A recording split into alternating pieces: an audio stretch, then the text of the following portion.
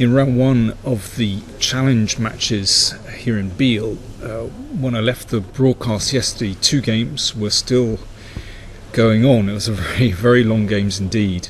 So I thought what I'd do is just give a quick roundup of those games, because they're actually very interesting. So the first one to look at is Benjamin Bock from the Netherlands against Nico Georgiades from Switzerland. And Bock has really outplayed black here, but incredibly, even with this fantastic chain of pawns, this is still actually a little bit tricky to win. But Bock's technique was very good. Well, first of all, he put his rook behind the g pawn. Of course, you have to stop that going further, and this position is actually Zugzwang. However black moves, just compromises his position. Although it's even a win with white to move, but yeah, black is basically losing immediately now. So why is it Zugzwang? Well, if the rook checks, then the king goes up the board, and the king dives in here to support the pawns, and it's all over. Really nothing going on there. What about waiting with rook e3, just waiting behind this pawn? Well, now something funny happens. The king can actually approach the rook and force the rook away from either the f or e files. So for example, after this the king just marches on. There's nothing to do about that, and after rook c3, e6, and one of the pawns goes home. And the point is that checking doesn't do any good on e2, because the king goes back to d1. And well, that transposes to what we've just looked at, and the rook is forced away, so that wins. So in the game, Georgiades tried king e8. Now the king is in a poor position. It's going to fall into a mating trap, basically. Although these 2 passed pawns of black look a little bit scary, in fact the rook can take care of this, and in the meantime, well, if c2 is played, then rook here and e6, and it'll be mate. So king f8 was played, then e6 anyway, threatening e7 check.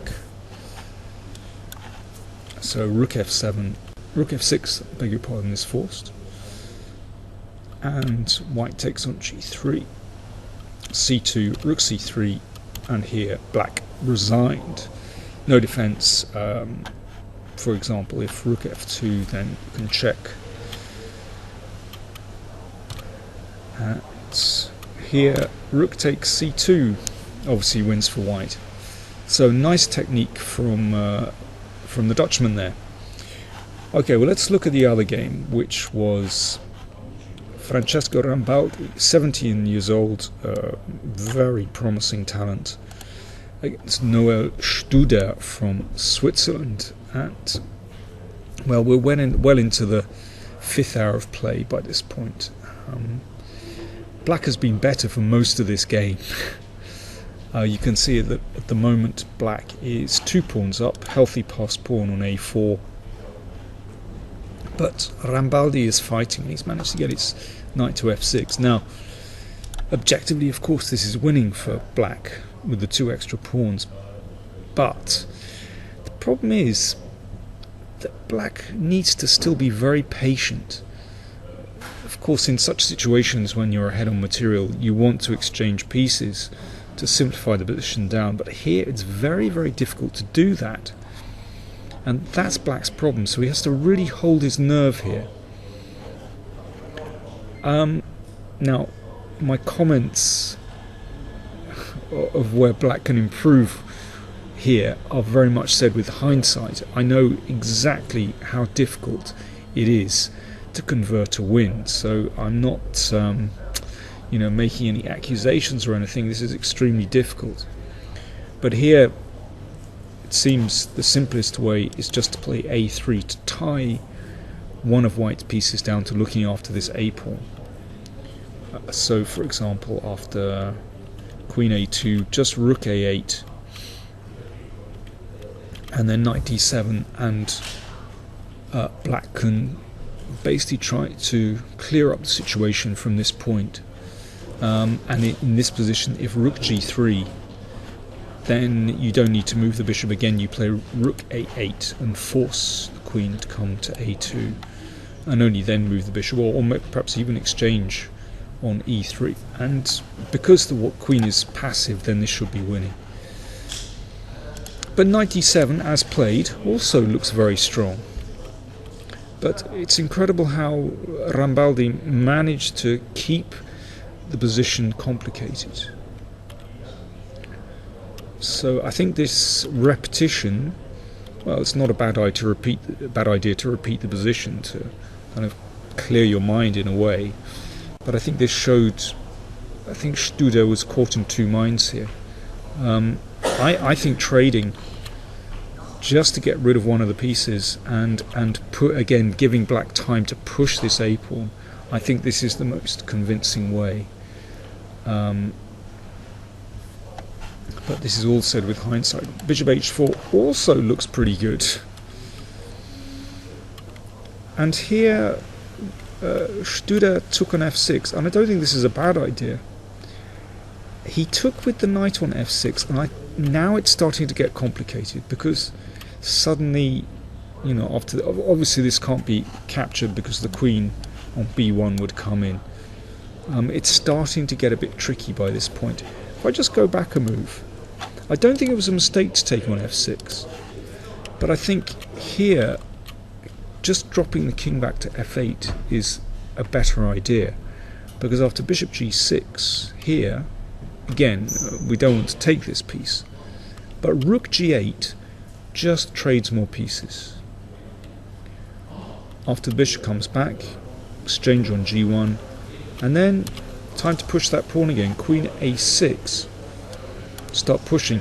With the exchange of pieces, black's king looks much healthier. White is only one pawn down now, but I think basically black is getting control here, so the threat is to push the pawn. I mean, this could be taken at the right moment. Should be winning for black. But in the game, it starts to get tricky now. And, well, dare I say it, I'm always talking about the power of the two bishops. In this case, particularly with that pawn on f6 gone, this dark squared bishop has no opponent. And this is dangerous. This is very dangerous. Now, Studer simply made a terrible oversight in this position. But, well, even if he plays a more sensible move like rook g8, then bishop f5, this is not an easy position to win, I would say. Particularly when you're short of time, particularly, you know, after 5 hours play. But knight d2, unfortunately, was a big mistake, because that allows white's queen into the attack, and actually, at a stroke, black is utterly lost in this position. I'm afraid white's minor pieces are just too strong. I mean, yeah, white's minor pieces just come into the position. In fact, there's no decent defense here. Though Studer tries his best.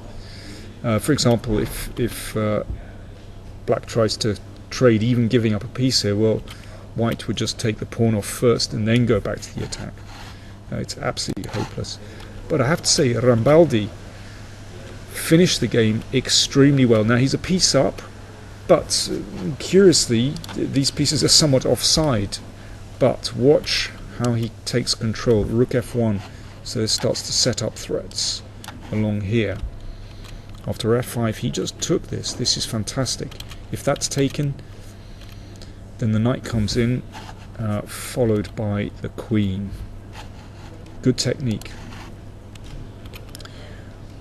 Rook h7, and now a check on d8. The queen comes in, and it's going to be mate very, very soon. And here, Studer resigned. If the king comes here, then there we go. The two bishops prove their worth in this position. I feel very sorry for Studer, but yeah, it's very tough holding your nerve for so many hours.